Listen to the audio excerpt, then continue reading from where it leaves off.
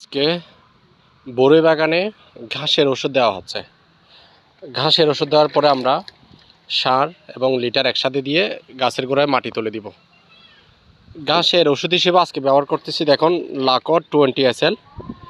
এটার দাম হচ্ছে বাজারে খুচরা পর্যায়ে 400 টাকা। এই ওষুধ, এই ঘাসের ওষুধটা মোটামুটি ঘাসের জন্য ভালোই কাজ করে। এই 400 টাকার মধ্যে 1 লিটার, এই 1 লিটার ঘাসের ওষুধ দিয়ে মোটামুটি আমরা এই ধরনের মেশিনে 8 মেশিন তৈরি করি। এটা হচ্ছে 20 লিটারের একটি চার্জার মেশিন। এই 20 লিটারের একটি চার্জার মেশিনে আমরা এই লাকড়টা দিয়ে আপনার 8 মেশিন করি। গাছের গোড়ায় সুন্দরভাবে স্প্রে করে দিয়ে এরপরে ঘাসগুলো মারার পরে আমরা বাকি পরিচর্যা করব।